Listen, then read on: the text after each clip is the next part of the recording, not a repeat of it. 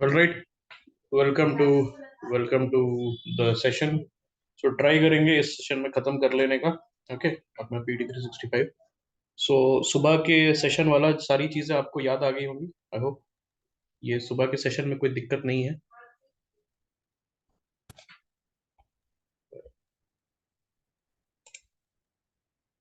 Okay, बढ़िया बढ़िया बढ़िया। ठीक है, तो ये सारी चीजें हैं, मैं आपको भेज दूंगा। ये जो एनोटेटेड वाला डॉक्यूमेंट है, ये आपको भेज दूंगा आफ्टर द सेशन, और उसके साथ आपको रिकॉर्डिंग भी मिल जाएगी। ओके, और ये आप डाउनलोड कर सकते हो फ्रॉम द ग्रुप, जो कि ओके, ग्रुप में आप देखोगे ऊपर जाके, मैं फिर से भेज दूंगा एक बार, डोंट वरी। चलो, let us start with right to repair. अब ये राइट टू रिपेयर क्या है? Launch by the MeitY. MeitY क्या होता है? Ministry of electronics and information technology.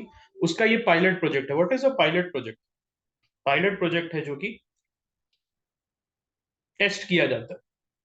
Okay, test किया जाता है, ट्रायल कह सकते हो आप। ओके, उस हिसाब से ये जैसे एक्सपेरिमेंटल टेस्ट होते हैं ना, तेजस जैसे बना था, उसी तरीके से उसको पहले क्या, डायरेक्ट इंडक्शन थोड़ी हो गया था उसका इंडियन एयरफोर्स में। पहले उसको टेस्ट पायलट ने उड़ाया, उसके बाद फाइनली इंडक्शन हुआ था। तो उसी तरीके से वेन एवर इट सेज की पायलट प्रोजेक्ट है, तो हम कह सकते हैं इसको स्मॉल स्केल टेस्टिंग। ओके, इसको क्या कह सकते हैं? इसको हम लोग कह सकते हैं स्मॉल स्केल टेस्टिंग। ठीक है। Okay, it aims to position India as the global hub for electronics repair. What? ERSO, electronics repair services outsourcing. ये जो ERSO है, it does what? It aims to position India as the repair, electronics repair hub, जहां पर सारे electronics जो है खराब हो जाते हैं वो इंडिया में आके बने, ऐसा हम चाहते हैं। आपको एक चीज पता है ना, we are also the biggest ship breaking industry in the world. हम वर्ल्ड का सबसे बड़ा शिप ब्रेकिंग इंडस्ट्री है। एंड उसमें शिप ब्रेकिंग की वजह से बहुत सारा प्रॉब्लम्स आता है गुजरात में, अलंग पोर्ट में। और वहां पर बहुत ज्यादा प्रॉब्लम्स आते हैं because the workers who work there they suffer from very horrible forms of cancer. Because जो शिप होता है उससे लीच करता है। जो शिप है उससे, जो शिप का कलपुर्जा होता है, जो पार्ट्स होता है, उससे लीचिंग होती है ऑफ कंटामिनेंट्स ऑफ आर्सेनिक और ऑल दीज थिंग्स। और उसके वजह से क्या होता है? उसके वजह से जो आपके वर्कर्स होते हैं वो इनहेल करते हैं फ्यूम्स को। आसपास के जो लोग हैं वो पानी पीते हैं, बिकॉज ग्राउंड वाटर सोर्स भी जो है एक्वाफायर्स वगैरह, वो क्या होता है, कंटामिनेट हो जाता है। सो ये एक बड़ा प्रॉब्लम है। ओके, ये बड़ा प्रॉब्लम है जिसको एड्रेस करने के लिए ऑलराइट हमें प्रोएक्टिव स्टेप्स लेना होगा। ये क्वेश्चन आता है यूपीएससी में जनरली कि शिप ब्रेकिंग, मान लो इस टाइप से पूछ लेगा कि शिप ब्रेकिंग में से कौन सा, ये of the following seven elements कौन सा निकल रहा है, of the following seven pollutants कौन सा निकल के आ रहा है। ठीक है, तो इस टाइप से आपको क्वेश्चन पूछ सकता है। ऑब्जेक्टिव क्या है वैसे, ये देख लेते हैं। ERSO का ऑब्जेक्टिव क्या है? So transform India into the repair capital of the world. Okay, तो repair capital of the world में इंडिया को ट्रांसफर कर देना है, ट्रांसफॉर्म करना है। और what is right to repair? So it's a concept की consumers ability to repair their legally purchase products themselves और choose their preferred repair service, challenging the monopolistic practices that restrict repairs to manufacturers only. इसका मतलब क्या है? कभी कभार ऐसा होता है, समटाइम्स इट हैपेंस दैट, आपको होता है ना कि सैमसंग ने बोला कि आप मेरा फोन अगर खोल दोगे तो वो फोन फिर मैं वारंटी चला जाएगा, मैं वारंटी कवर नहीं करूंगा। अगर आपने कहीं बाहर से करा दिया तो मैं उसकी गारंटी नहीं लेता, या ये इस टाइप की चीजें बोलेंगे, या उसको इस तरीके से बंद कर देगा, इस तरीके से आपके जो मोबाइल है उसको बंद कर देगा, that it will be impossible. Okay, that it will be impossible for you to remove it yourself, आपको कहीं लेके जाना पड़ेगा। तो ये सारी चीजें जो है ये राइट टू रिपेयर के अंडर कंडक्ट होता है कि आपकी पॉलिसी सबसे पहले, दूसरा हार्डवेयर इस तरीके से बना हो that the consumer can repair himself और हरसेल्फ, और अपने आसपास के जगह पे वो रिपेयर कर सके। किस चीज को? अपने लीगली परचेज्ड प्रोडक्ट को। What is legally purchase product? जो आपने प्रॉपर शॉप से खरीदा है, प्रॉपर चैनल से GST पे करके खरीदा है, that is a legally purchase product. जो चोर बाजार से खरीदा आपने, ओके, 1 लाख का आईफोन 10,000 में, तो दैट डजंट काउंट, ओके, ठीक है। हाँ भाई, मैंने जैसे लैपटॉप ठीक करा था, ओके। सो इनिशिएटिव्स क्या है? ऑलराइट, वारंटी वॉइड हो जाती है अगर आप अपने से रिपेयर करते हो, तो ऐसा जैसे PS5 का मुझे पता था, प्ले स्टेशन का क्या है, अगर आप खोल दोगे उसको, हाँ, वारंटी वॉइड नहीं होती, हाँ, राइट टू रिपेयर के अंदर नहीं होती है, राइट टू रिपेयर के अंदर नहीं होती है। बाकी अगर ये कंसेप्ट आ जाता है, this is a concept which has been floated, ऐसा नहीं है कि right to repair has come to the market. अगर आएगा भी तो सबसे पहले यूरोपियन यूनियन में इसकी चर्चा होगी, because European union is perhaps the most proactive in these matter. अभी जैसे आपने देखा है आईफोन का जो चार्जर है, आईफोन का जो चार्जर है, उसमें क्या रहता है, वो टाइप सी वाला पहली बार उनको करना पड़ा। अब इंडिया वाले भी बोल रहे हैं कि अब आप सारे आईफोन्स को टाइप सी में कन्वर्ट करो, जो उसको खोल के आप वापस से उसको टाइप सी में कन्वर्ट करो, आईफोन 13 तक का जितना भी मॉडल है सारा। सो ये सारी चीजें जो है, दिस इज कंज्यूमर प्रोटेक्शन की चीजें हैं, okay, these are for the consumer protection. अगर आपने देखा होगा, याद होगा, GDPR पे क्वेश्चन था इन 2016, ओके, जो आपका डेटा प्रोटेक्शन है, क्योंकि वहां यूरोपियन यूनियन में बहुत ज्यादा स्ट्रिंजेंट, ओके, डेटा प्रोटेक्शन है। टाइप सी का ये फायदा है कि अगर मेरे पास वीवो का फोन है और आपके पास आईफोन है, तो हम दोनों एक ही चार्जर यूज कर सकते हैं। मुझे एप्पल का चार्जर होता है ना, ये बड़े एक यूनिक ब्रीड होता है एप्पल आईफोन वाले, क्या करते हैं कि भाई तुम्हारे पास आईफोन का चार्जर है, हर जगह घूमते रहते हैं। अगर यहाँ पर क्या होता है, सैमसंग का फोन है, सैमसंग का फोन है मेरे पास, तो मैं वीवो के फोन को चार्ज कर सकता हूँ, मैं मोटोरोला के फोन को चार्ज कर सकता हूँ। लेकिन अगर मेरे पास एप्पल का फोन है, मतलब अभी तक जो है सीन क्या बन रहा था, तो I have to specifically ask for an iPhone charger. तो इसीलिए ये प्रॉब्लम आती है, ठीक है। तो GDPR जो था 2016 के प्रीलिम्स में क्वेश्चन आया था, तो ये बेसिकली यूरोपियन यूनियन का डेटा प्रोटेक्शन लॉ है। तो हमेशा यूरोपियन यूनियन जो है, अगर आप देखोगे तो इस चीज में बहुत आगे रहता है, data environmental action, data protection, consumer protection, okay.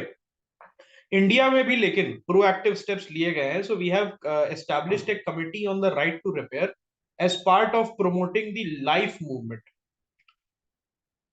तो लाइफ मूवमेंट को, ओके, हमने आपको याद होगा लास्ट टाइम लाइफ मूवमेंट में क्या था, 1 billion people including Indians and foreigners को मोबिलाइज करके उनको क्या करवाना है, उनको प्लेज दिलवाना है कि हम जो है इन्वायरमेंट सस्टेनेबिलिटी करेंगे। 7 पिलर्स होते हैं टोटल, अगर आपको याद होगा, ओके।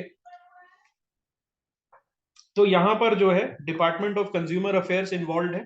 उसके बाद ministry of consumer affairs, food and public distribution has launched a right to repair portal.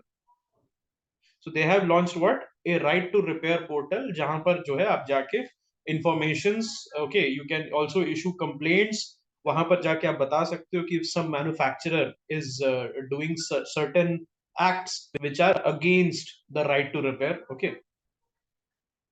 Sustainability होगा, बिल्कुल होगा। अगर यहाँ पर होता क्या है कि मान लो आपका कुछ खराब हो जाता है, लैपटॉप खराब हो गया, तो पहली चीज दिमाग में क्या आती है, if you have enough money, कि नया खरीद लेते हैं, यही होता है ना, ये नया खरीद लेते हैं। माउस खराब हो गया, नया खरीद लेते हैं। तो वही है कि यहाँ पर एक तो कॉन्शियस बनाया जा रहा है पीपल को कि आप रिपेयर भी कर सकते हो। उससे क्या होता है, ई वेस्ट जनरेट ना हो। आपको याद है ना, producer responsibility, extended producer responsibility, EPR के बारे में आपने सुना होगा, वेस्टेज रिडक्शन। तो e waste is a very important concept. तो वहां पर क्या है दोस्त, ई वेस्ट में जितना कम होगा उतना बेटर है, because it contains a lot of toxic waste, okay.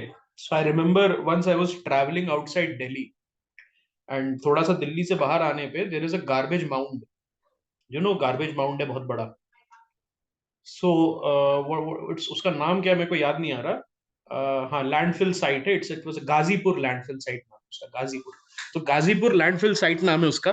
सो थोड़ा पीछे थी गाड़ी मेरी, तो just I pointed out to the person who was sitting beside me कि देख, अरावली आ गई। मेरे को पता नहीं था, जब हम पास आए तो देखा कि यार ये अरावली के ऊपर इतने बच्चे क्यों नाच रहे हैं। And then we came closer to, देखा कि भाई ये गार्बेज डंप है, and we were horrified, we thought कि अरावली आ गई, ओके। तो that is the thing, okay, that is the thing कि इंडिया में ये जो आप देख रहे हो जितना भी ई वेस्ट है उसका पॉसिबल ही नहीं है। उसका वो, जैसे सिंगापुर में पता है क्या होता है, सिंगापुर में आप बाहर जाते हो, outside the city limits there is a very big incinerator, जहां पर क्या होता है हर चीज जो है वो वहां पर जल के उसको जो भी होता है ना कि उसको जला देते हैं पहले, और उसके बाद उससे ना स्मोकलेस फैक्ट्री टाइप का है, और उससे बाई प्रोडक्ट बना देते हैं। सिंगापुर का ये कंसेप्ट है, इंडिया में कोई कंसेप्ट नहीं है, there is no segregation concept, nothing at all. इसीलिए हम जो है प्लास्टिक वेस्ट रूल्स लेके आए हैं, इलेक्ट्रॉनिक ई वेस्ट रूल्स लेके आए हैं 2016 का। देन लेटर ऑन हमने उसमें बहुत सारे अमेंडमेंट्स किए, that is something that will be covered in the class, you don't have to worry about that. लेकिन एटलीस्ट ये चीज समझो कि राइट टू रिपेयर इंपॉर्टेंट क्यों है, ठीक है। अब हम आ जाते हैं डेप्ट फॉर क्लाइमेट स्वॉप्स में। सो अभी गेबॉन एक कंट्री है, गेबॉन का एड्स बहुत आता है। गेबॉन का अगर आप इंडियन एक्सप्रेस पढ़ते होगे या हिंदू पढ़ते होगे उसमें एड्स बहुत आता है टिम्बर के लिए, टिम्बर इंडस्ट्री गेबॉन की बहुत पॉपुलर है। सो गेबॉन ने अफ्रीका का largest debt for nature swap किया है, which is valued at 500 million. तो ये है क्या डेप्ट फॉर क्लाइमेट स्वैप?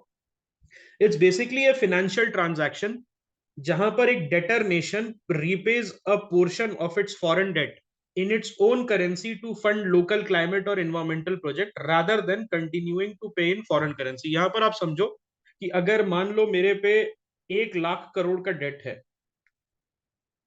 तो अगर मैं ये डॉलर में दूंगा, मान लो यूएस के ऊपर डेट है, यूएस के ऊपर, यूएस ने मुझे 1 लाख करोड़ रुपए दिए हैं, और यूएस इज आस्किंग कि आप मुझे 1 lakh crore is how much, 1 billion dollar is 8,000 crore, तो around 13 billion dollar, 1 lakh crore. तो यूएस को मुझे 13 बिलियन डॉलर देने, तो मैं यहाँ क्या करूंगा डेट फॉर क्लाइमेट स्वैप्स में? डेट फॉर क्लाइमेट स्वैप्स में what I will be doing basically is I will be asking the United states कि आप मुझे 1 लाख करोड़ रुपी में देने के लिए अलाउ करें, और जो मैं पैसा बचाऊंगा by not paying you in dollar, because क्योंकि एक होता है ना कि रुपी में अगर मैं अपने करेंसी में पे कर रहा हूं, so I can save some money.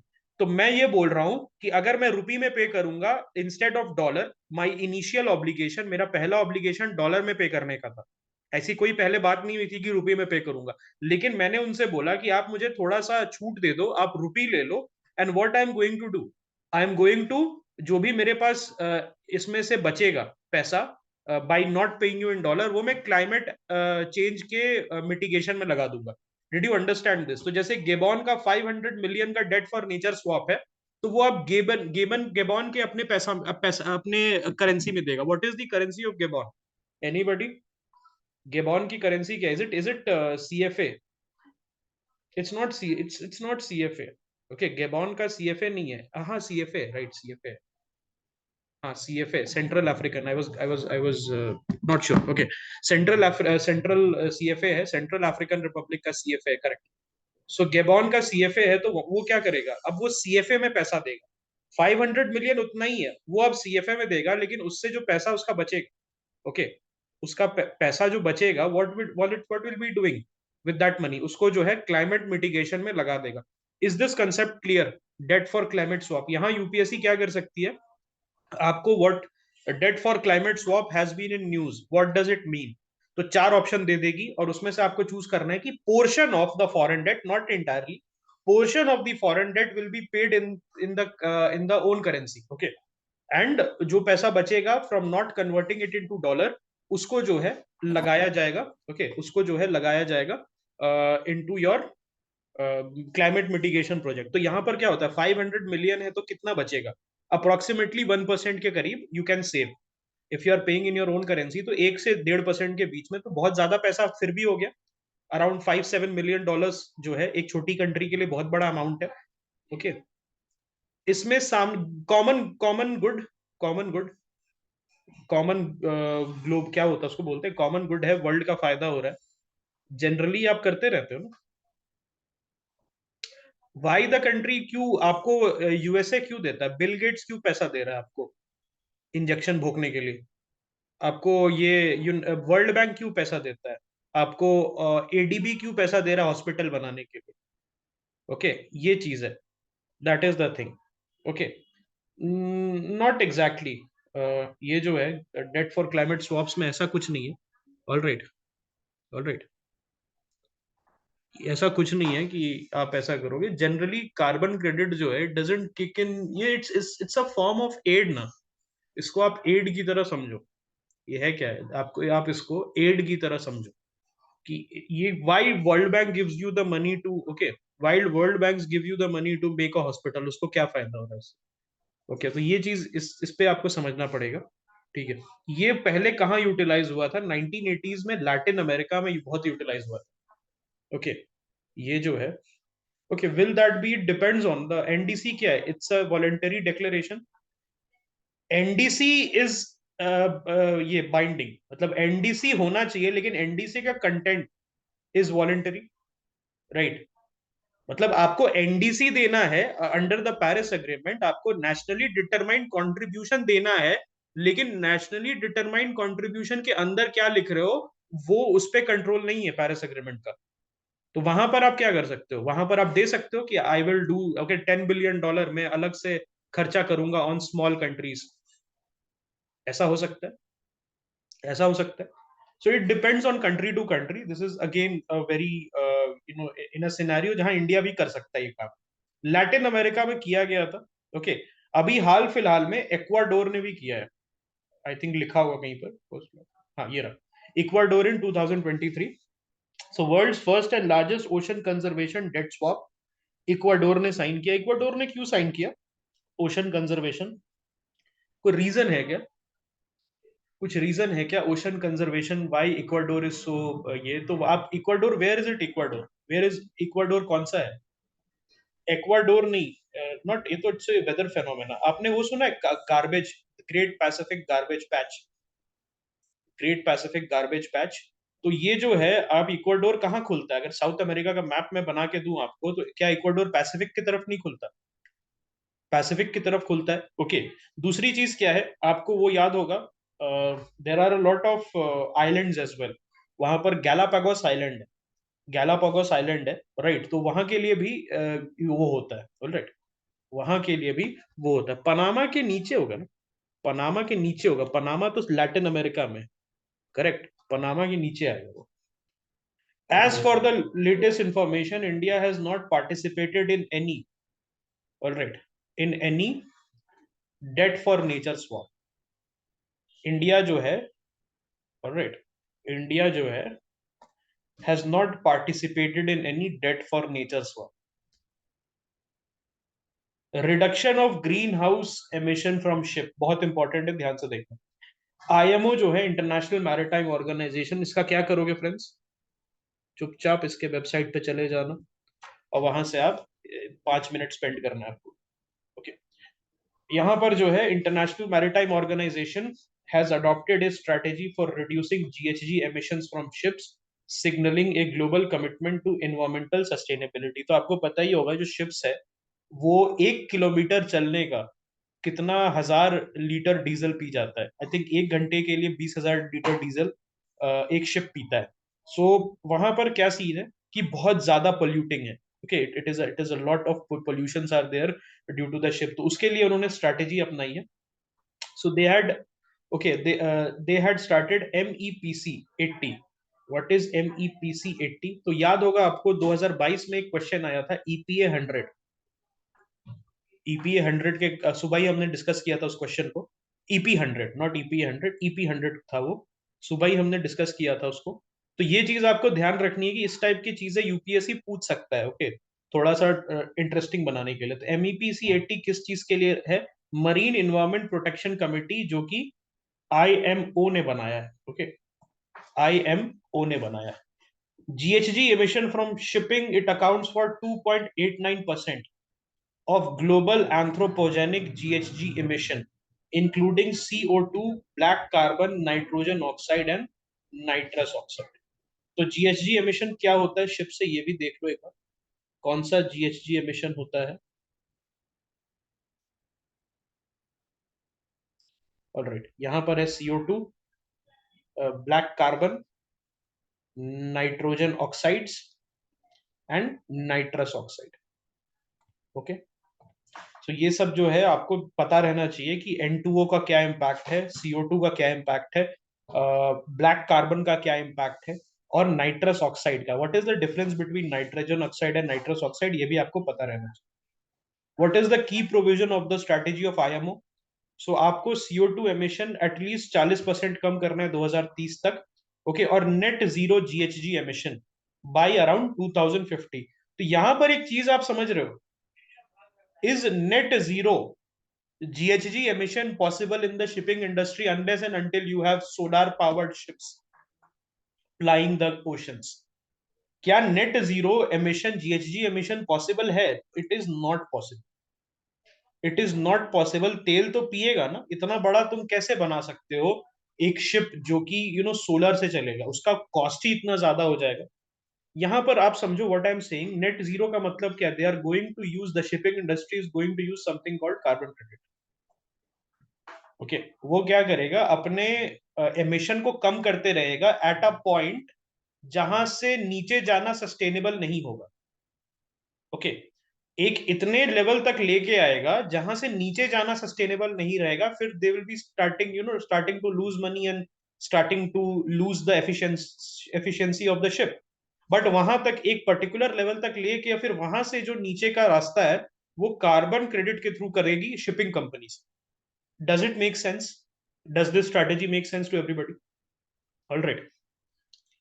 Okay. It also established a mechanism for a 5-yearly review of progress, with the first review in 2020. So basic information है.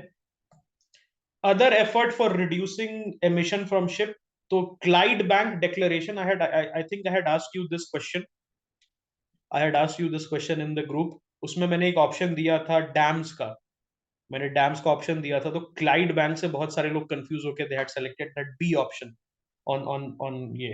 ठीक है, so Clydebank declaration for green shipping corridor. Please remember, India is not a signatory, India जो है it's not a signatory. ठीक है, ये green shipping corridors के लिए है, जहां से एक पर्टिकुलर कॉरिडोर में जहां पर शिप्स प्लाई करती है वहां पर क्या है, एमिशन जो है वो मिनिमम रहेगा। Then financing sustainable maritime transport, FIN SMART round table initiative किसके बीच है, IMO, EBRD and World Bank. तो यहां पर क्या करना है आपको, IMO, EBRD and World Bank को। तो वर्ल्ड बैंक का क्या आपको देखना है यहां पर, वर्ल्ड बैंक तो वहां पर भी मैंने बोला आपको इकोनॉमिक्स में, यहां पर आपको देखना है environmental project from their website. तो जब वर्ल्ड बैंक के वेबसाइट पे आप जाइएगा तो वहां पर आपको प्रोजेक्ट्स, आर प्रोजेक्ट्स करके मिलेगा। आपने देखा होगा वर्ल्ड बैंक पे आर प्रोजेक्ट्स करके या आर वर्क करके जा मिलता है, तो वहां पर all the things that is there in the nature के इन्वायरमेंटल डोमेन में जो वर्ल्ड बैंक ने काम किया है, तो वहां क्या देखना आपको इंपॉर्टेंट, अगर कोई रिपोर्ट है, अगर कोई ऐसा इनिशिएटिव है that world bank has taken in the field of environment protection, तो वो आप देख के अपना एक छोटा सा नोट्स बना सकते हो और उसके बाद आगे बढ़ जाना। Global Maritime Technologies Cooperation Center MTCC network supported by European Union and IMO. So European Union और IMO जो है MTCC को सपोर्ट कर रहा है। FinSmart को कौन कर रहा है, FinSmart round table, IMO, EBRD और world bank. Then IMO CARES Foundation project for coordinated actions to reduce emission from shipping.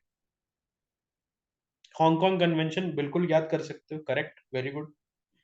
International code for ships operating in polar water, जिसको पोलर कोड कहते हैं, was adopted by the IMO in 2014. Now listen to me very carefully, this question was a 2022 direct question। आपसे polar code पूछ लिया था, ये 2022 का direct question है। आप किसी भी पीटी, किसी भी करंट अफेयर्स, किसी भी कंपाइलेशन से नहीं बना सकते थे। कैसे बना सकते थे बता सकते हो, ये पोलर कोड वाला क्वेश्चन कैसे बना सकते थे, अगर आपने IMO के वेबसाइट पे जाके देखा रहता तो। इंटरनेशनल मैरीटाइम ऑर्गेनाइजेशन के वेबसाइट पे क्लियरली बताया हुआ है पोलर कोड के बाद। Alright, this is something that I also did wrong in 2022 attempt.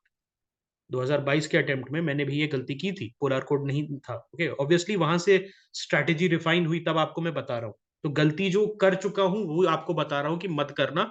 आप जो है प्लीज उसके वेबसाइट पे अगर 5 मिनट भी कर लोगे, एक तो याद हो जाएगा, ऊपर से कंप्रिहेंसिव वे में पढ़ाई कर सकते हो। ओके, सो इस चीज को ध्यान रखना।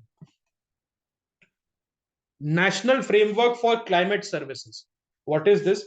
So India in Meteorological Department IMD और क्राइस्ट यूनिवर्सिटी ने ये स्टार्ट किया. सो पहले एक ग्लोबल इनिशिएटिव रहता है. So there is something called GFCS, global framework for climate services है.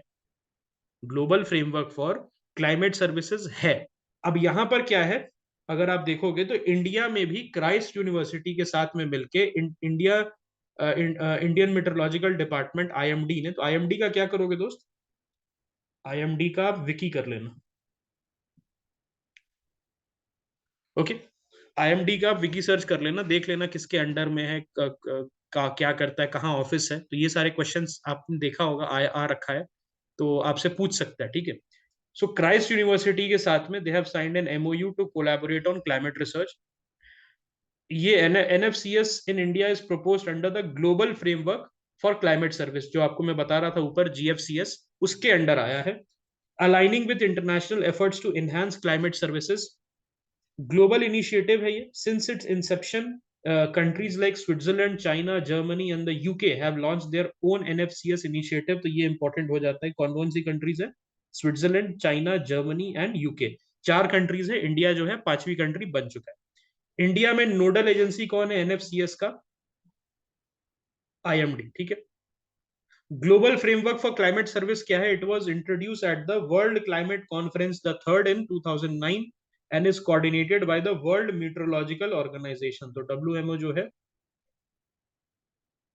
Website search is important. Okay, so it's a global partnership involving governments with India being a founding member. तो India जो है GFCF का, India जो है एक founding member है.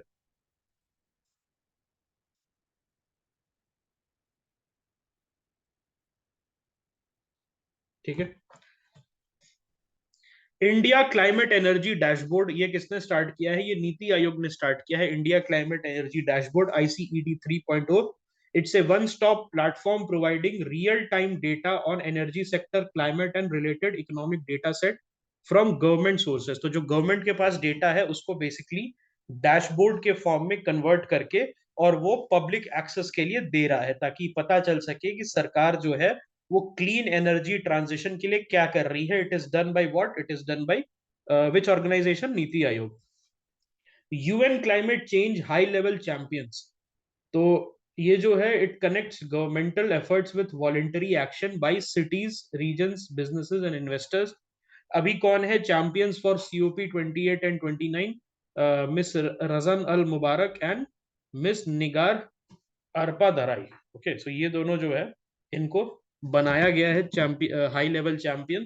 तो पता नहीं, थोड़ा सा मलाला यूसुफजाई टाइप का इसमें से वो आ रहा है, खुशबू आ रही है, बट फिर भी ठीक है, देख लेंगे.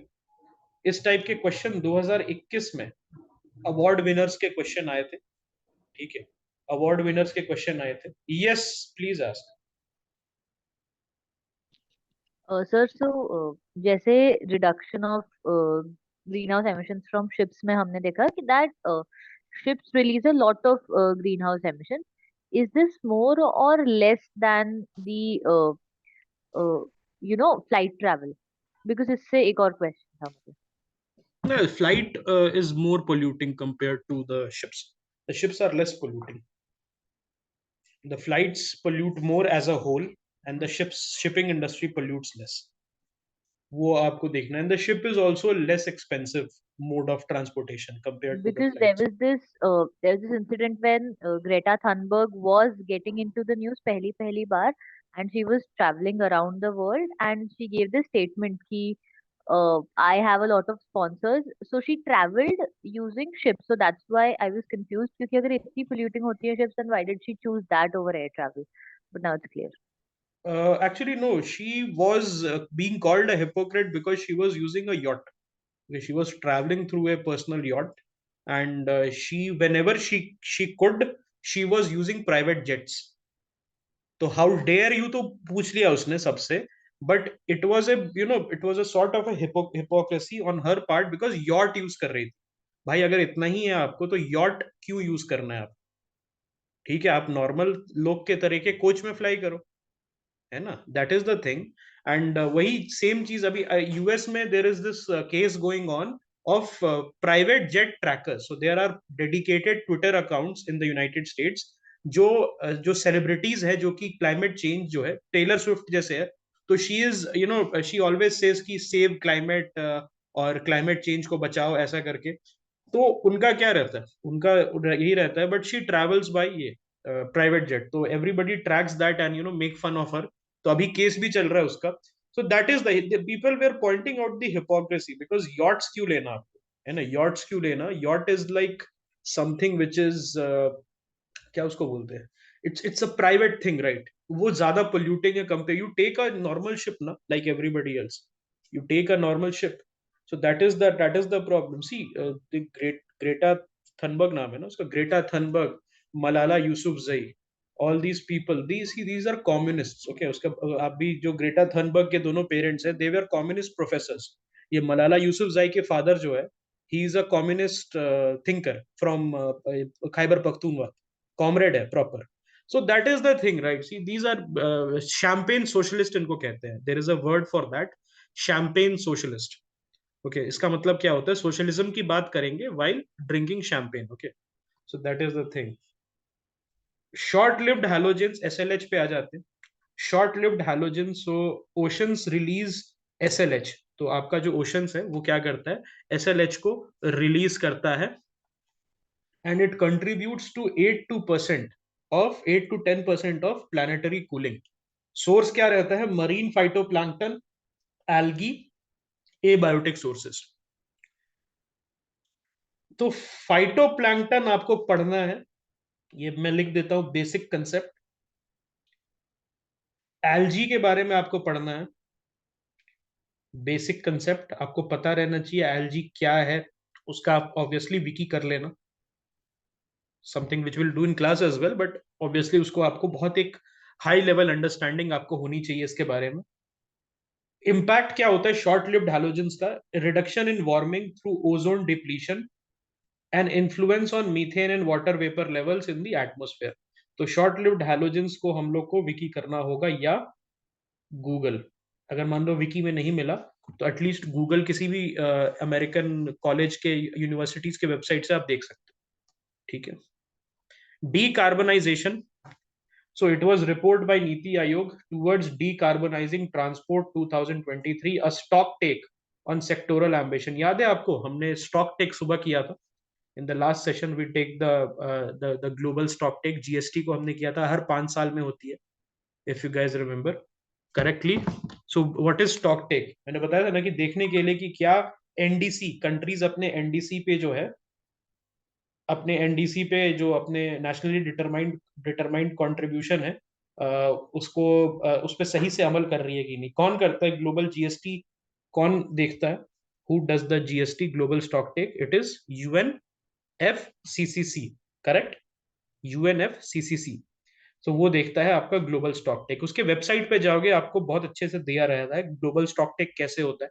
See when you do that, अभी जैसे मैंने बोला ग्लोबल स्टॉक टेक कौन करता है, तो most of you we are not able to recall, and that is the thing कि पॉसिबल ही नहीं है 4 से 5 सेकंड के मैं बोल दूं, मेरा वर्ड्स चला गया, okay, global stock take UNFCCC, मैं आगे बढ़ गया, वो क्लिक ही नहीं हुआ आपके माइंड में, that came into your short term memory. Short term memory पता है ना कितने समय से होता है, it spans from 15 seconds to 3 days, मतलब आपको 15 सेकेंड से 3 दिन के बीच में याद रह सकता है, उसके बाद चला जाएगा। लेकिन एलटीएम क्या है, long term memory, it is something that is stored in your brain for a very extended period of time. तो एलटीएम तभी होगा when you will go to the websites, वहां पर आप समय बिताओगे, trust me, it will not take more than 4 days, 4 दिन से ज्यादा नहीं लेने वाला ये होल प्रोसेस, और वो भी तब जब आप दूसरे सब्जेक्ट्स भी पढ़ रहे हो, क्लासेस भी अटेंड कर रहे हो, ठीक है, okay. Short term memory, I think in some cases they say कि it goes up to the 3 days, उसके बाद आप उसको जो है धीरे धीरे करके आप भुला देते हो। This is something I read, okay, type of LTM, okay, this is something that I read in a book which said कि anywhere from 15 seconds to 3 days आपका शॉर्ट टर्म मेमोरी हो जाएगा। मिथाइल, ओके, ये this is a tricky one, methyl ऑटोवी माइक्रोबियम, okay, methyl ऑटोवी माइक्रोबियम butyritinase 5G B1C. What is this? It's a methane eating bacterial strain with potential in methane mitigation from emission sites. What is the application? So the biomass produced can be utilized as feed in aquaculture. तो ये जो है, ये क्या है, basically methane, methane mitigation के लिए use होता है. So there are multiple micro organism. One of the biggest impact of microbiology, it is in this thing only. और आपने सुना है ऑयल रिमेडिएशन में सबसे ज्यादा इसका यूज है, माइक्रोबायोलॉजी का ऑयल रेमेडिएशन में. ओके, ऑयल रेमेडिएशन में सबसे ज्यादा यूज है. इसमें मतलब क्या होता है, जब भी देखते हो आप oil spills, have you seen those oil spills? अभी श्रीलंका के पास में हुआ था बहुत बड़ा ऑयल स्पिल. तो वहां पर क्या हो रहा था, वहां पर एक कंपनी को बुलाया गया जिन्होंने क्या किया, हाँ, ऑयल जैपर्स जिसको कहते हैं, इन्होंने क्या किया कि उन्होंने बैक्टीरिया छोड़ दिया एक पर्टिकुलर एरिया में, और वो बैक्टीरिया जो है उसने क्या किया, जितना भी ऑयल था ऊपर का जो लेयर था उसको खा गया. सो ऑयल रेमेडिएशन में ये सारी यूज हो सकता है, लेकिन ये जो है मिथाइल ऑटोबी माइक्रोबियम, वो क्या करता है, वो मीथेन को खाता है. सो मीथेन CH4 जो है, उसमें आपने देखा, ओके, उसमें आपने देखा कि कितना यूजफुल है. और जो बायोमास प्रोड्यूस होता है, तो ऑब्वियसली खाएगा तो निकालेगा भी. ये जो बैक्टीरियल स्ट्रेन है, वो जो खाएगा तो निकालेगा, तो क्या निकालेगा, बायोमास निकालेगा. सो बायोमास को आप जो है फीड की तरह यूज कर सकते हो अपने उसके लिए, फिशेस के लिए, फिश या एक्वा कल्चर के लिए आप उसको यूज कर सकते हो. ठीक है.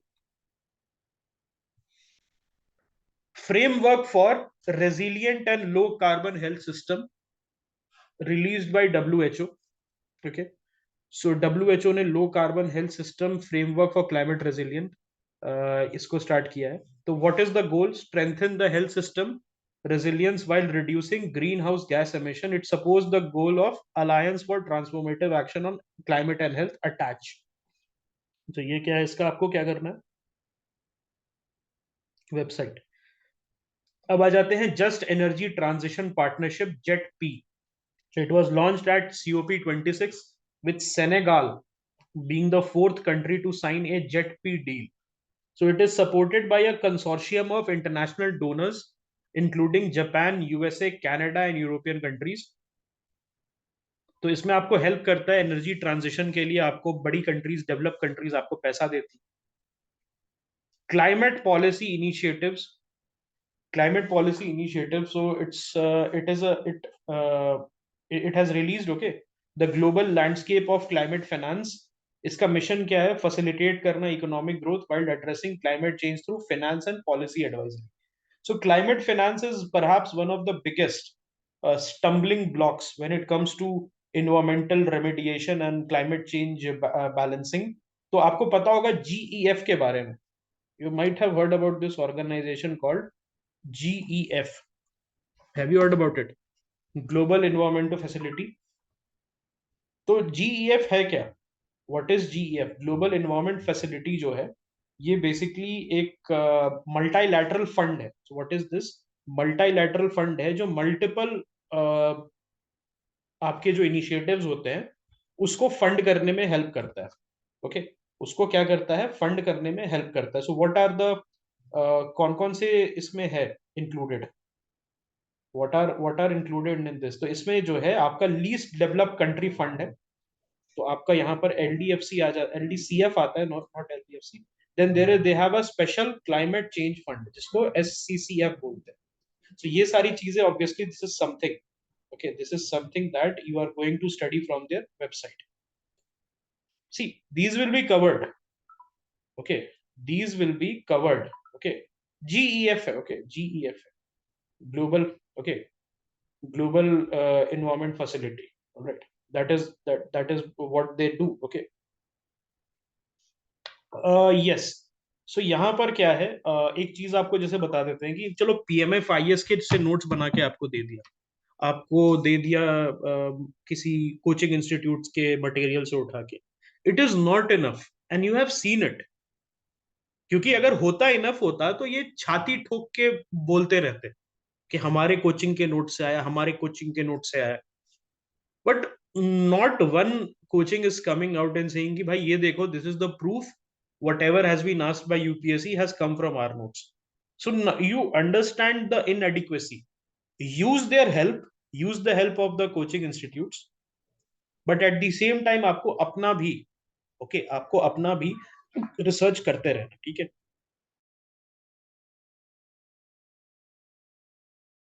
ऑल राइट, अब आ जाते हैं यूएनईपी पे. What is UNEP? United Nations Environment Program. So it's an international authority on the environment, tasked with setting a global environmental agenda and promoting the sustainable development programs efficient implementation. तो SDP जो है किसके अंदर है?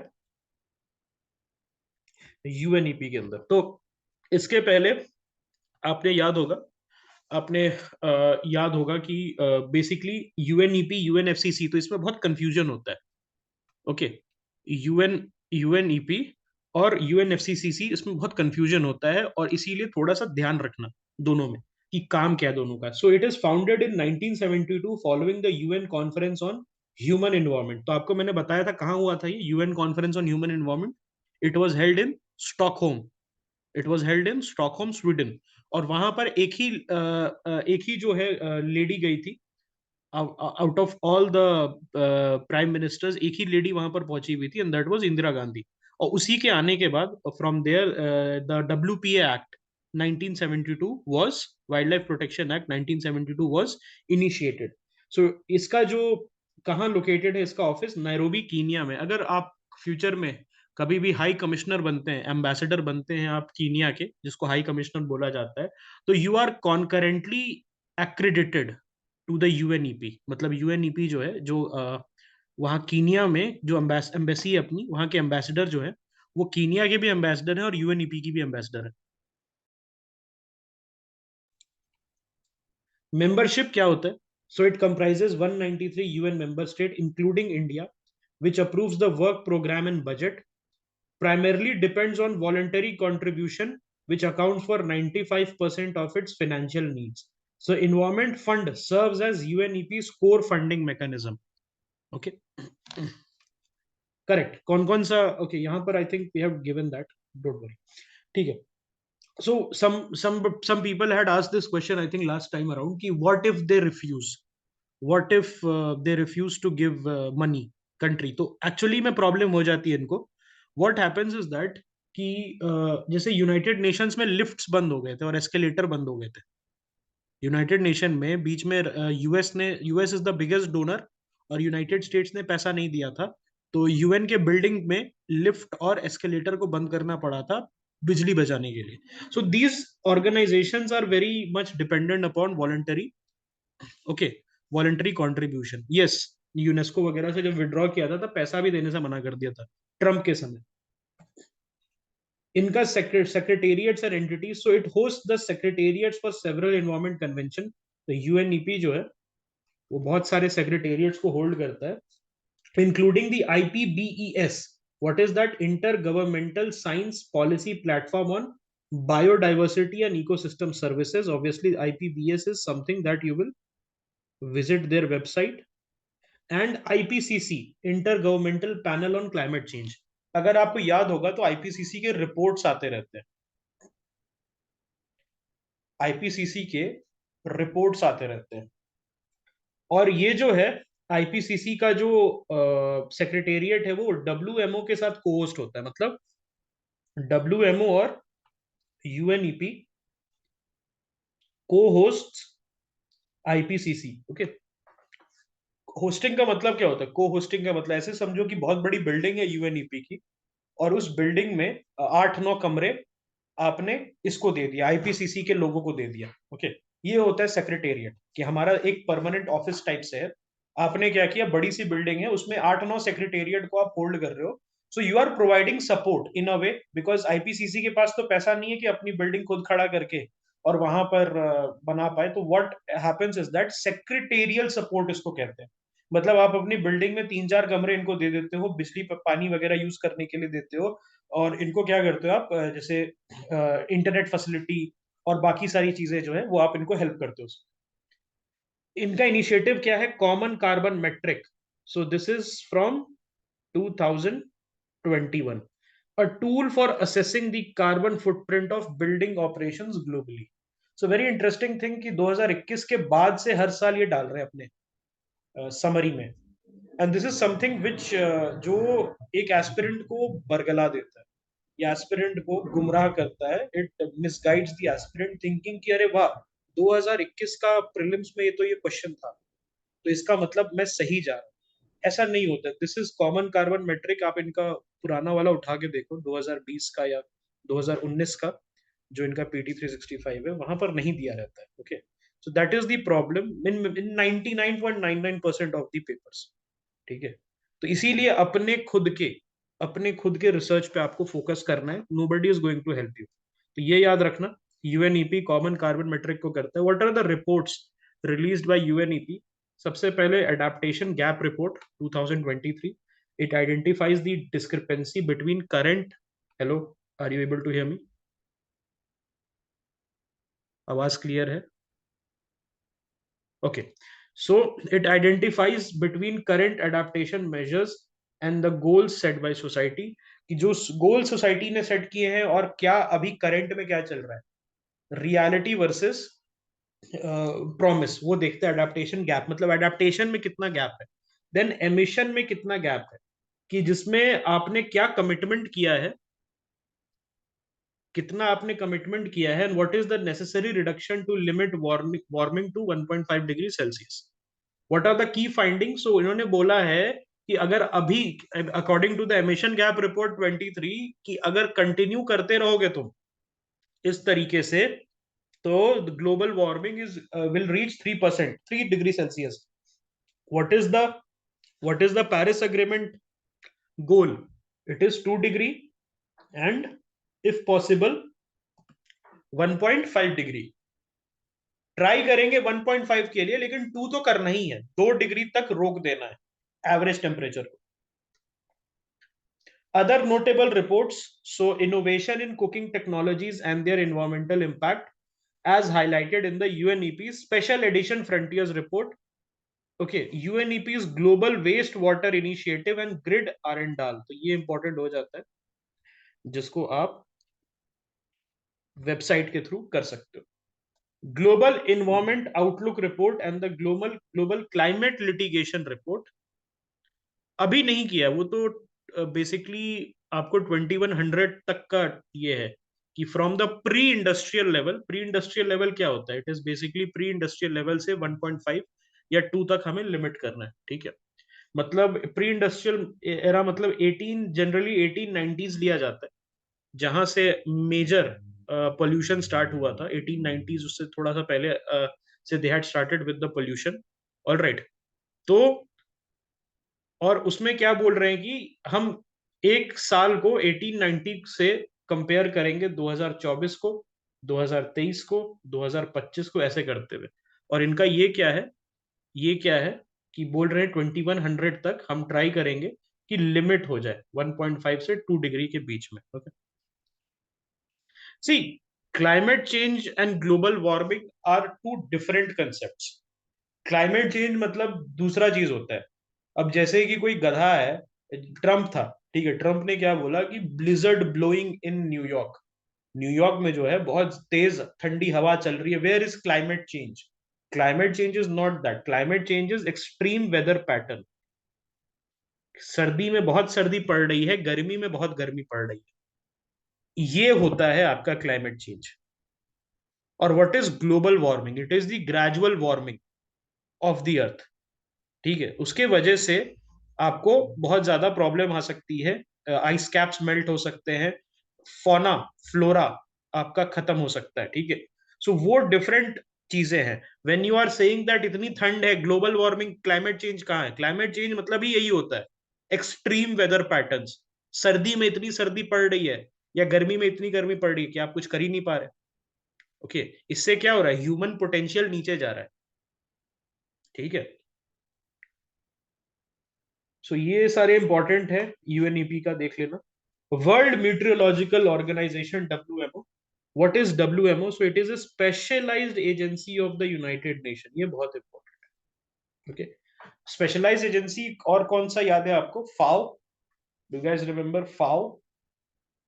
और FAO का कौन सा स्टैट्यूट था? From which statute FAO was made? From which statute FAO was made? Rome statute, याद है? रोम स्टैट्यूट से बना था। रोम में ही फाओ का हेडक्वार्टर्स है। Okay, that is something we are going to cover, don't worry. So it's a specialised agency of United Nation. कब found हुआ था? It was founded in 1950। It succeeded the international meteorological organisation which was established in 1873। कहाँ located है? Geneva में, Switzerland में। India इसका member है। State of global climate report publish करता है, जहां पर ये बोल रहा है कि global mean temperature in 2022 surpassed 1 to 1.5%। अभी नहीं हुआ है। अब I think somebody was asking कि क्या 1.5 डिग्री तो हो चुका है ना, या 1.7? अभी नहीं हुआ है। अभी we are only at 1.15 degree. Okay, बार बार परसेंटेज बोल दे रहा हूँ, बट 1.15 डिग्री सेल्सियस है। ठीक है।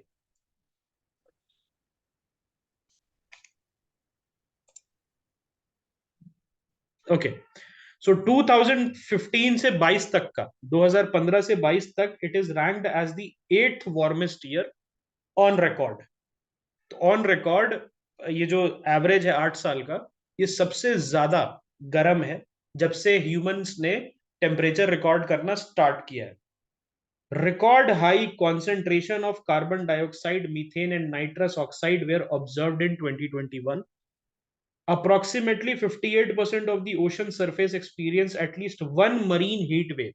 तो marine heat wave is a concept जो आपको गूगल कर लेना है, और उसमें होता क्या है, क्या उसका इम्पैक्ट है, ये सारी चीजें आप वहां से पढ़ लोगे। अब आ जाते हैं इनका सेकंड जो रिपोर्ट है, व्हाट इज दैट? किसका है? डब्ल्यूएमओ का है। यहां लिख देता हूं मैं, WMO green house gas bulletin. तो ये क्या बोल रहा है? Global average CO2 concentration were 150% higher than pre industrial level. मतलब क्या है? जो प्री इंडस्ट्रियल लेवल है वहां से, ओके, 1850s के करीब ले रहे हैं प्री इंडस्ट्रियल लेवल, वहां से 150% हायर हो गए। I told you about that melanism वाला स्टोरी, सुनाया था आपको? How black beetles have become too many, industrial melanism आपको मैंने बताया था। जिसमें व्हाट हैड हैपेंड देयर कि पहले एक ट्री पे वाइट बीटल्स होते थे और ब्लैक बीटल्स होते थे। ओके, एंड उसके बाद क्या हुआ कि लंदन लंदन से बहुत सारा स्मॉग निकलने लगा, और स्मॉग की वजह से ट्रीज पे बहुत बड़ा बड़ा ब्लैक जैसा होने लगा, ब्लैक एक पैच बनने लगा। सो उसके वजह से क्या हुआ इंडस्ट्रियल मेलेनिज्म से? दैट इंडस्ट्रियल वेस्ट जो आया पेड़ के ऊपर, उससे कैमोफ्लाज हो गए ब्लैक वाले। ब्लैक बीटल्स जो थे वो कैमोफ्लाज हो गए, वेरएज व्हाइट बीटल्स अलग से दिखने लगे, क्योंकि ब्लैक पे अगर व्हाइट डालोगे तो अलग से दिखने लगता है ना, सो दे कैन नॉट कैमोफ्लाज। तो जितने भी कौए आते थे वो क्या करने लगे? वो व्हाइट बीटल्स को खाने लगे, और उसके वजह से ब्लैक बीटल्स का पॉपुलेशन बढ़ते चला गया, व्हाइट बीटल्स एक्सटिंक्ट हो गए। So that is okay, that is the whole story behind this. तो ये सारी चीजें, ओके, ये सारी चीजें, it is something which is very unique, which is rather very unique to the industrial revolution. Methane and nitrous oxide concentration increased by 264% and 124%. Radiative forcing by long-lived greenhouse gases increased from 49% to 78%. ठीक है? Okay, with जो CO2 है वो कितना बढ़ा? CO2 बढ़ गया आपका 78%। इतना याद नहीं रखना, but you have to understand कि ये जो चीज है। और long lived green house gas जो है वो 49% बढ़ा। State of global water resource report भी लेके आई है। इसमें ये क्या बोल रहे हैं? सो ये इंपॉर्टेंट हो जाता है इंडिया के पर्सपेक्टिव से। Over 50% of global catchments and reservoir exhibited deviations and they are drier than usual.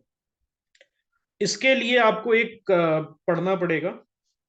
आपने अरल सी के बारे में सुना होगा, अरल सी के बारे में आपने सुना होगा। सो वहां पर एंथ्रोपोजेनिक एक्टिविटी से देवर रिवर्स लाइक अमू दरिया।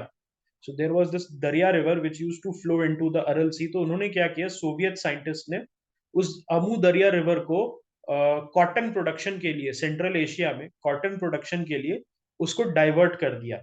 लेकिन कभी ये नहीं सोचा कि जो अरल सी है वो आपका किससे बन रहा है, वो आपका उसी दरिया रिवर से बन रहा है। तो उन्होंने जैसे ही उसको डाइवर्ट किया तो ये Aral sea it started to evaporate, और आज के डेट में आई थिंक 30% ही बच चुका है। और किस दो कंट्री के बीच में है? Which two country? कजाकिस्तान और Uzbekistan. There are two countries, Kazakhstan and Uzbekistan के बीच में। ओके।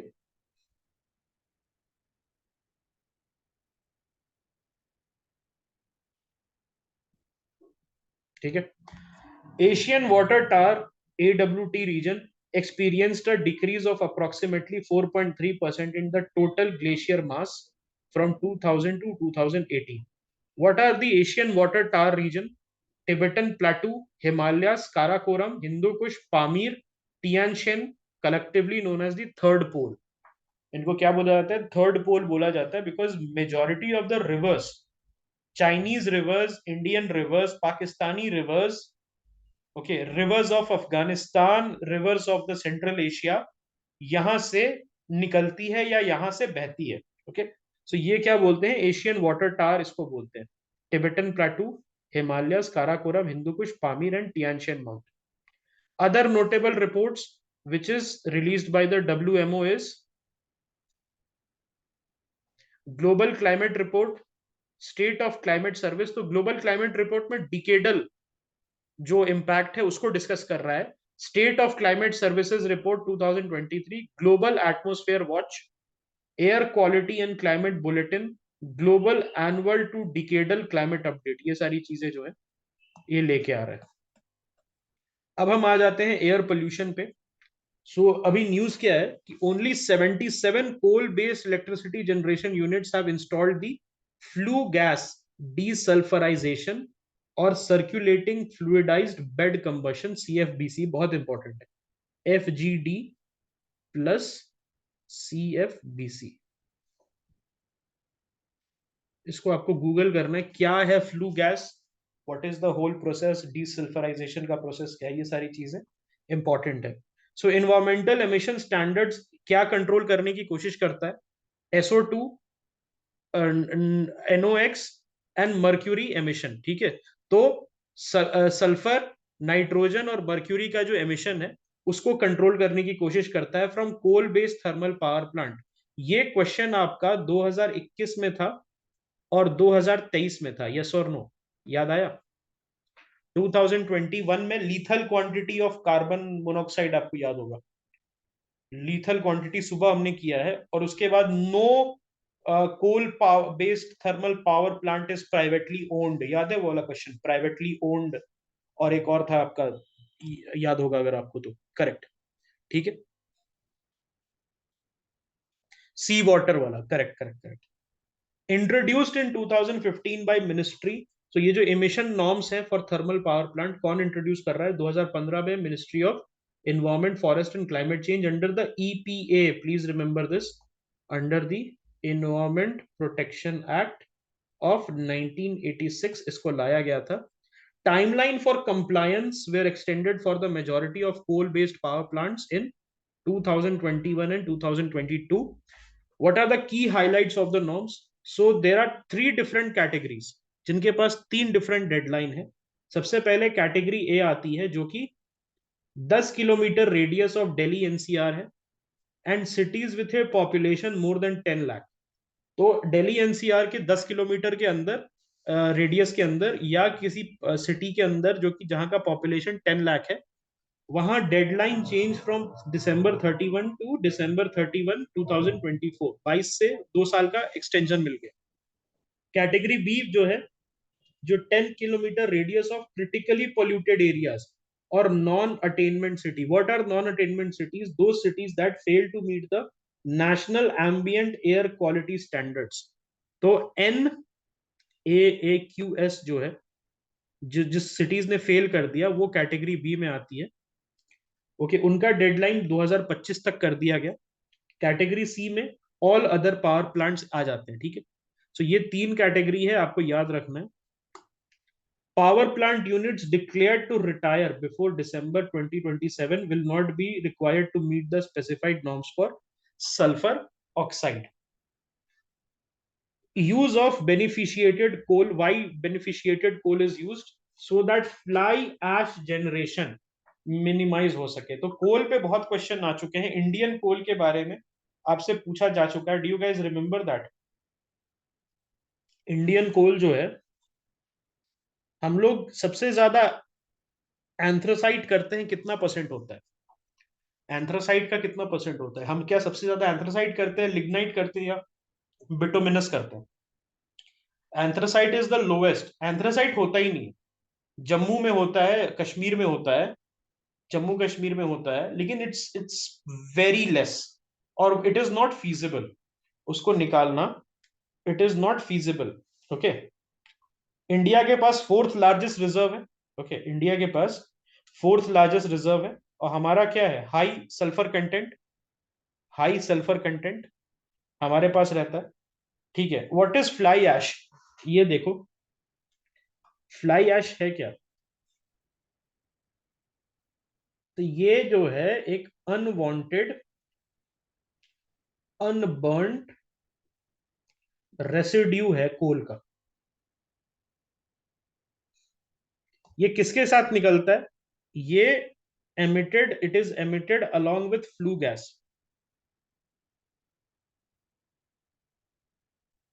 ये याद रखना. ऑलराइट. और जनरली क्या होता है? जनरली ये बहुत ज्यादा पोल्यूटिंग होता है. ठीक है, ये बहुत ज्यादा पोल्यूटिंग होता है. इसमें आपको arsenic, beryllium, silicon oxide, dioxins, ferric oxide, ये सारी चीजें इसमें मिल जाती. Correct, correct, correct, correct. Okay. तो बहुत ज्यादा इन्वायरमेंट के लिए घातक होता है. ठीक है, बहुत ज्यादा घातक होता है. ठीक है. तो इसका काम क्या होता है? फ्लाई ऐश जो है जनरली कंक्रीट में यूज होता है, सीमेंट प्रोडक्शन में. कंक्रीट में आपने इसके बारे में सुना है, पोर्टलैंड सीमेंट के बारे में? Have you guys heard about Portland cement? तो very very similar. It is very similar fly ash के जैसे जैसा ही होता है, और बहुत सिमिलर होता है. ठीक है. Coal beneficiation. So it enhances the combustion attribute of coal by separating inorganic impurities. तो इनऑर्गेनिक इम्प्योरिटीज को बेसिकली सेपरेट करके ये प्रोसेस होता है कोल बेनिफिशिएशन का. ठीक है. और ये क्या होता है? बेनिफिशिएटेड कोल क्या होता है जिससे फ्लाई ऐश लोएस्ट होता है. Okay. TPPs should achieve 100% utilization of total ash generated at the plant. तो जो भी ऐश आप जनरेट करते हो उसको क्या करना है आपको? थर्मल पावर प्लांट्स को उसको यूटिलाइज कर जाना है किसी ना किसी तरीके से. ओके. तो आप या तो सीमेंट में यूज करो, या आप ब्रिक्स बना दो. आपको पता है ना, ब्रिक्स भी होता है. आप वॉश करते हैं, कोल वॉश भी करते हैं. सो ब्रिक्स बनाते हैं उसका. So there are also certain bricks that are made up of the by products. What are the pollution control technologies that are used at different stages of a power plant's operation? So pre-combustion, they use coal washing and blending. During combustion, they use a low NOx burner, LNB. तो LNB जिसको कहते हैं, ठीक है, low nitrogen oxide burner, and over fire air OFA in the boiler for nitrogen oxide reduction. Limestone injection into the furnace for SOX. तो please remember this, UPSC इस type के question पूछता है कि क्या लाइमस्टोन, अभी क्वेश्चन आया था ये 2023 में, इफ यू गाइस रिमेंबर, कि जिप्सम को अगर हम स्प्रेड कर दे फील्ड के ऊपर तो क्या होगा. इस टाइप के क्वेश्चन जनरली यूपीएससी आस्क्स. तो यहां पर क्या है कि अगर हम लाइमस्टोन को, ओके, लाइमस्टोन को इंजेक्ट करते हैं फर्नेस पे फॉर एसओएक्स रिडक्शन, तो ये जो है इंपॉर्टेंट हो जाता है. सल्फर ऑक्साइड के रिडक्शन के लिए limestone injection is important. Okay. जो आपका CFBC बॉयलर होता है, it offer a highly fuel flexible and environment friendly technology to utilize low grade high moisture lignite coal. तो what is the characteristic of lignite coal? You can see here. lignite coal का characteristic क्या होता है? तो lignite coal का जो characteristic होता है, it is high moisture. Okay. तो lignite coal कहां पर होता है? Have you guys heard about Neyveli in Tamil Nadu? Neyveli in Tamil Nadu, south south India में जो है ये लिग्नाइट कोल आपको मिलता है. बाकी जगह पे बिटुमिनस कोल जो है आपको मिलता है. और anthracite is only present in it is only present in Jammu Kashmir. And Australia से हम एंथ्रासाइट लाते हैं, ऑस्ट्रेलिया से हम एंथ्रासाइट लेके आते हैं। यस, नैवेली जो है it's near Coimbatore, Tamil Nadu. Southern coal field जो है आई थिंक वो बंद हो गया ऑलमोस्ट, वहां पर कोयला ज्यादा बचा नहीं है। पोस्ट कंबशन टेक्नोलॉजी क्या है? सो सल्फर ऑक्साइड एमिशन, तो फ्लू गैस डीसल्फराइजेशन, तो वेरी इंपॉर्टेंट कंसेप्ट।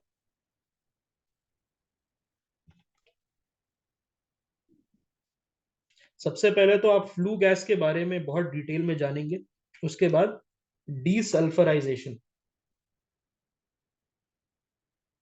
उसके बारे में भी आप डिटेल में जानेंगे। नाइट्रोजन ऑक्साइड एमिशन, तो सेलेक्टिव कैटालिटिक और नॉन कैटालिटिक रिडक्शन ये यूज करता है। तो अभी कोई बोल रहा था कैटालिटिक कन्वर्टर वगैरह, तो ये इसमें आ जाएगा। Particulate matter emission, electrostatic precipitator for large PM for fabric filter, तो ये बहुत इंपॉर्टेंट है समझना कि हाउ द थिंग वर्क्स। अब हम आ जाते हैं ग्रैप पे। What is grab? Graded response action plan. So what is this graded response action plan? It is design based on Delhi's air quality index level. तो ये एक इमरजेंसी रिस्पॉन्स मैकेनिज्म है, जब भी दिल्ली का अक्टूबर वगैरह में जब बहुत ज्यादा एक्यूआई बढ़ जाता है दिल्ली एनसीआर का, तो ये आ जाता है। So it is created following supreme courts order under the MC Mehta versus union of India case concerning air quality in the national capital reason of Delhi. So MC Mehta case में इसको बनाया गया था। It was first notified under EPA 1986। It is important, graph किससे बना है? EPA 1986। तो जो भी पोल्यूटिंग ये पोल्यूशन से रिलेटेड है या इस टाइप से रिलेटेड है, वो सारा आपका ईपीए से ही जनरली बनता है इन जनरल। और ऑल्दो आपका सीपीसीबी वगैरह तो वाटर एक्ट से बना है, that is a different thing all together. लेकिन जनरली जैसे जो न्यू एज का जितना भी पोल्यूशन रेमेडिएशन ऑर्गेनाइजेशंस है, उनको ईपीए के बेसिस पे बनाया जा रहा है, EPA 1986। It initially implementation responsibility was with the now dissolved Environment Pollution Authority for NCR. So अब एक Environment Pollution Authority पहले हुआ करता था, अब जो है उसको डिसॉल्व कर दिया गया है। सिंस 2021 इसको CAQM, ओके, इसको जो है CAQM ग्रैप को इम्प्लीमेंट कर रहा है। तो यहां लिख देता हूं,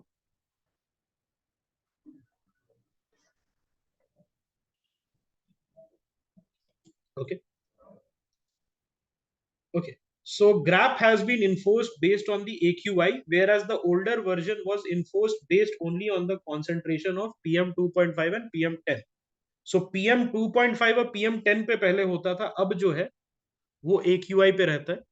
पहले PM 2.5 और 10 पे रहता था, अब AQI पे रहता है। GRAP जो है, it is classified under 4 different stages of adverse air quality in Delhi with specific action at each state. तो 4 स्टेज होते हैं depending upon what is the AQI, और हर स्टेज में एक स्पेसिफिक एक्शन होता है। तो सबसे पहले स्टेज 1 पे आपका पुअर एयर क्वालिटी बोला जाता है, जो कि 201 से 300 के बीच होता है। तो इट किक्स इन 201 से 300 के बीच में। तो यहाँ पर enforcement of NGT, national green tribunal या एससी का ऑर्डर रहता है on over age diesel petrol vehicle. तो 10 साल से पुराना अगर आपका डीजल व्हीकल है तो आपको उसको बेचना पड़ेगा। This is the rule in Delhi. Mandate for hotels, restaurants and open eatery to use electricity, clean fuel, gas based appliances. तो जितने भी रेस्टोरेंट्स होते हैं, होटल्स होते हैं, ईटरीज होते हैं, ढाबा होते हैं, उनको क्या बोलता है कि आप एक clean fuel gas based appliance आप यूज करो, नॉट द अंगीठी और the chulhas that you are using. Encouragement of hybrid vehicles or EVs and prohibition on driving end of life 10-15 year old diesel petrol vehicle. उसके बाद अगर stage 2 में very poor air quality आ जाता है, जिसमें AQI 301 से 400 के बीच होता है, तो वहां पर regulated operation of DG sets across all sectors in the NCR, targeted action on predominant sectors, जैसे कि कंस्ट्रक्शन सेक्टर है, ओके, कंस्ट्रक्शन सेक्टर है तो वहां कंस्ट्रक्शन आपका जो है वो बंद कर दिया जाता है। सर्टेन जैसे इंडस्ट्रीज है, उनको बोल दिया जाता है कि आप जो है हाफ टाइम के लिए चलाओ, या उनको बोल दिया जाता है कि अभी जब तक AQI नॉर्मल नहीं हो जाता आप जो है उसको, ओके, उसको जो है आप मत करो, ठीक है। और जितने भी डीजल जनरेटर्स हैं उनको रेगुलेटेड ऑपरेशन कराया जाता है, बिकॉज बहुत ज्यादा पोल्यूशन करते हैं। उसके बाद आपका थर्ड स्टेज क्या है? सिवियर एयर क्वालिटी, जो कि 401 से 450 के बीच में है। तो वहां पर strict restriction on BS3 petrol और BS4 डीजल व्हीकल। जो आपकी कार्स होते हैं, अगर वो BS3 पेट्रोल है या BS4 डीजल है, उस पर स्ट्रिक्ट रेस्ट्रिक्शंस होता है। उसके बाद नया एडिशन क्या है? So potential discontinuation of physical classes for children up to class 5। तो क्लास 5 तक के बच्चों की छुट्टी कर दी जाती है अगर ऐसा होता है तो। स्टेज 4 में क्या होता है? सिवियर प्लस एयर क्वालिटी 450 के ऊपर चली जाएगी तो वो स्टेज 4 आ जाता है। So restrictions on LCV registered outside Delhi. तो जितने भी कार्स हैं उनको बाहर भेज दिया जाता है। दिल्ली से जो बाहर बाहर के कार है उनको बाहर ही रखा जाता है, दिल्ली में नहीं एंटर किए करने दिया जाता है, except essential commodity vehicles. Okay, possible discontinuation of physical classes for class 6 to 12 and switch to online lesson. Okay, what is CAQM जो अब इसको एग्जीक्यूट कर रहा है? So it is a statutory body which is constituted under the national capital region and adjoining areas act 2021। Primary goal क्या है? Enhance coordination, conduct research and address issues related to air quality in NCR and neighbouring region. इसका पीछे का region क्या? Why Delhi is such a polluted city? उसके पीछे का reason पराली है या कुछ और है? Can anybody tell me? इसके पीछे है सॉल्ट माइंस। मेन एक बड़ा problem salt mines of Afghanistan भी। पराली तो है ही, पराली बर्निंग तो है ही, but salt mines of Afghanistan, south Afghanistan में सॉल्ट माइंस है। तो उससे क्या होता है? जो वेस्टर्न डिस्टर्बेंसेस की विंड है वो लेके आ जाती है आपका पोल्यूशन दिल्ली में और पूरे नॉर्थ इंडिया में। ओके, सो एक बड़ी प्रॉब्लम ये होती है। दूसरी प्रॉब्लम ये भी है कि दिल्ली में ऑब्वियसली कार्स भी है, और दिल्ली में कार्स का भी एक इशू है। दूसरी चीज क्या है? पराली बर्निंग। तो all these factors, okay, all these factors, तो एक बीच में पॉलिसी बना रही थी सरकार की हम एक कॉम्पनसेशन देंगे एक अफगानिस्तान वाले को, अफगानिस्तान के गवर्नमेंट को कॉम्पनसेशन देंगे ताकि वो सॉल्ट माइंस को बंद रखे। This was also proposed.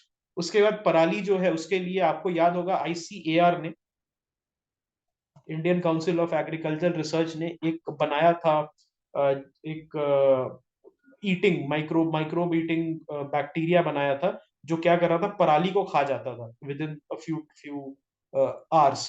और दूसरा क्या था कि they were also taking in, okay, they were also taking in. Yes, correct. So what are the function of CAQM? Release statutory directions for environmental pollution control to state government। तो CAQM जो है वो क्या बोल सकता है? Neighbouring Delhi और neighbouring government को वो स्टैट्यूटरी डायरेक्शन दे सकता है कि आप अपना पोल्यूशन कंट्रोल करें। अब आ जाते हैं national air quality index. This is a PYQ। कौन इसको रिलीज करता है? Central pollution control board, CPCB इसको रिलीज करता है। तो CPCB जो है 8 की पॉल्यूटेंट्स को मॉनिटर करता है। उसमें क्या क्या है? PM10, जो कि particulate matter 10 micrometre or less in diameter. PM2.5, 2.5 micrometre or less in diameter. Nitrogen dioxide NO2, ozone, sulphur dioxide, carbon monoxide, ammonia and lead. इसमें से नोटेबल एब्सेंटी क्या है? जल्दी से बताओगे? What are the notable absence जो कि आपको हेल्प करेगा? CO2 एंड, कैन आई से CH4? CO2 and CH4। Okay, तो कार्बन मोनोऑक्साइड है, डाइऑक्साइड नहीं है in the CPCB release national air quality index. CPCB क्या है? सेंट्रल पोल्यूशन कंट्रोल बोर्ड है। ये स्टैट्यूटरी ऑर्गेनाइजेशन है जो water prevention and control of pollution act 1974 से बना है। इसको एयर एक्ट के अंदर और पावर दे दिया गया है, एडिशनल मैंडेट जो है। तो इसके पास, CPCB के पास दोनों मैंडेट है। प्लीज रिमेंबर दिस, CPCB के पास air act plus water act दोनों का मैंडेट है। So it works in tandem with state pollution control board, SPCB, to implement legislation aimed at the prevention and control of environmental pollution। Major initiative क्या है? National air quality monitoring programme, जो nationwide ambient air quality को monitor करता है। Regular monitoring of 4 air pollutant, बहुत important है। क्या क्या air pollutant? Sulphur dioxide, oxides of nitrogen as NO2, and respirable suspended particulate matter PM10 और fine particulate matter PM2.5। तो ये दोनों जो है, ये WHO का रिपोर्ट का क्वेश्चन आया था, इफ यू गाइज रिमेम्बर 2022 में। ये WHO के रिपोर्ट के बेसिस पे इन्होंने एक क्वेश्चन पूछा था PM10 और PM2.5 में।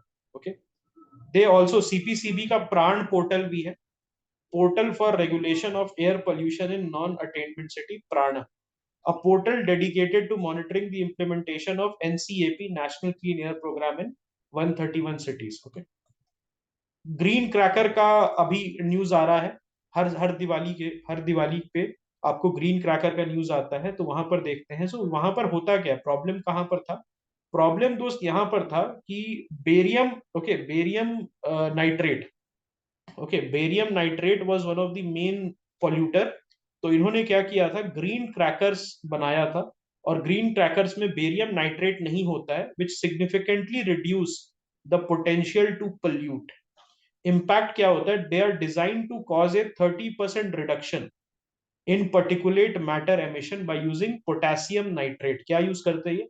पोटेशियम नाइट्रेट को यूज करते हैं, जिससे 30% रिडक्शन होता है पार्टिकुलेट मैटर में। They don't use barium nitrate, they use potassium instead of barium. I just right it here.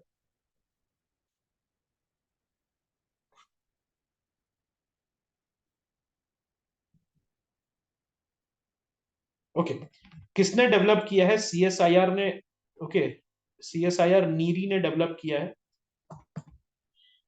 Then other उनका क्या इंपैक्ट है?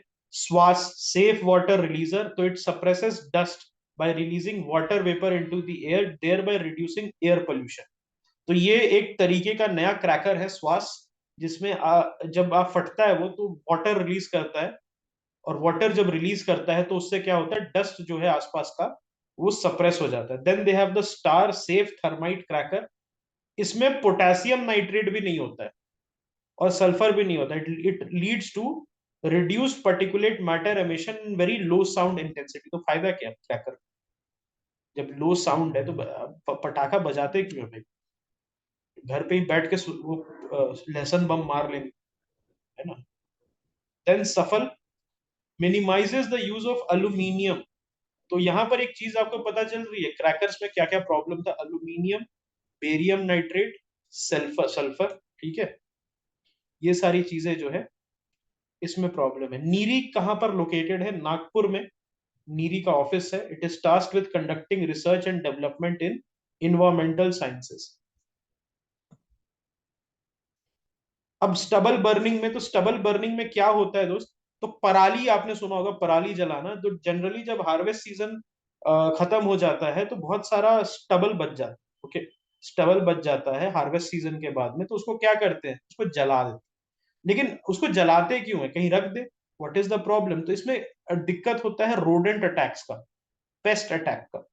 सो generally farmers are very very कि अगर हम पराली रख लेंगे तो वहां पर रोडेंट्स का अटैक हो सकता है, इसीलिए उसको जनरली क्या करते हैं, हाँ, जनरली उसको जला देते हैं।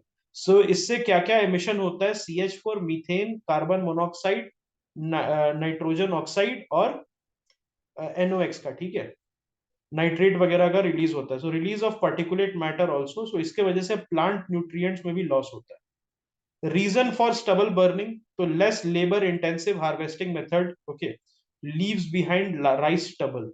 जब आप कंबाइंड हार्वेस्टर यूज करते हो तो राइस स्टबल्स बहुत सारे बच जाते हैं। A short interval of about 10 days between rice harvest season and the wheat sowing season।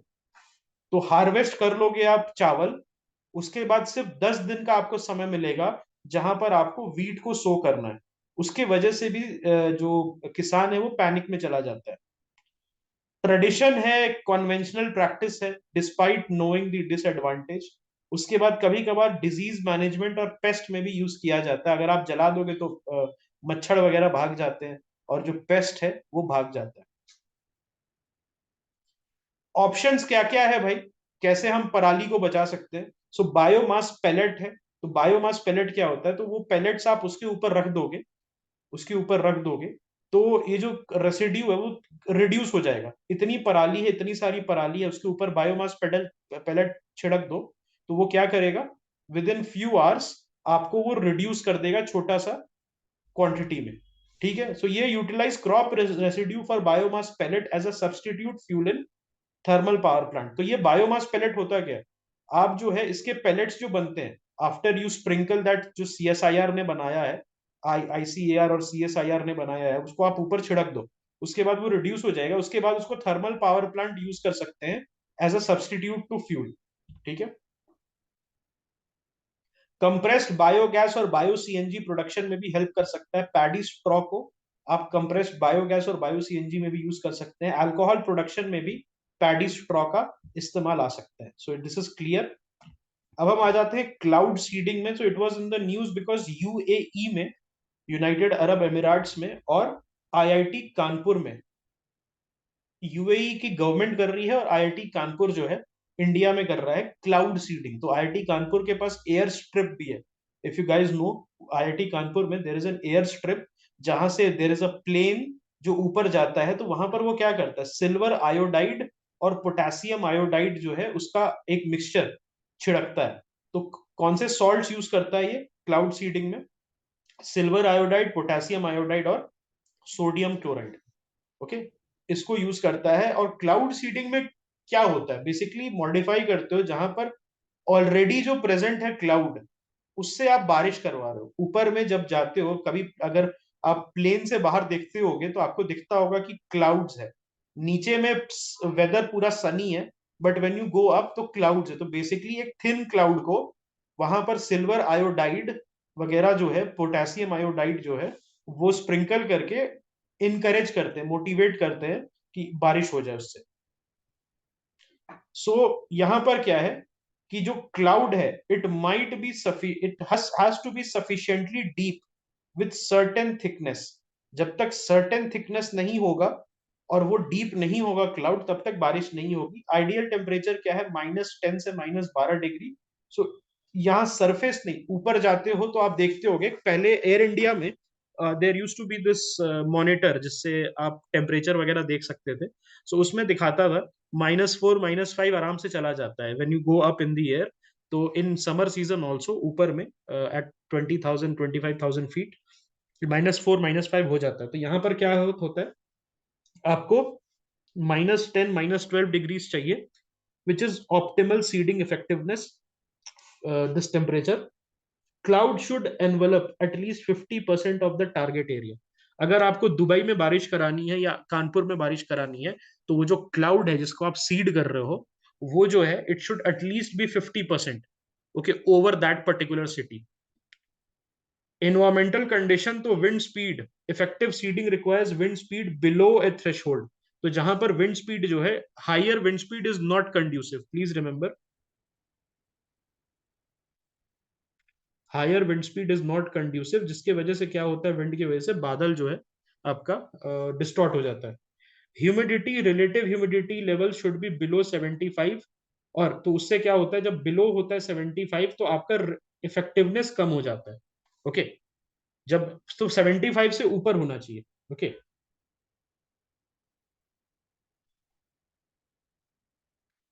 Okay, तो ये ह्यूमिडिटी क्या है, मोर देन 75% होना चाहिए। Presence of super cooled liquid water, so it is necessary within the clouds for the seeding agent। Seeding agent क्या है दोस्त, अभी जस्ट आपको मैंने बताया, या तो आप सिल्वर आयोडाइड यूज कर सकते हो, पोटेशियम आयोडाइड यूज कर सकते हो, सोडियम क्लोराइड NaCl यूज कर सकते हो आप, या ड्राई आइस यूज कर सकते हो, विच इज सॉलिड CO2। अभी देखा आपने गुड़गांव में उन्होंने ड्राई आइस खा लिया पूरे फैमिली ने, चखना समझ के। सो देर इज दिस, वो वहां पर थे।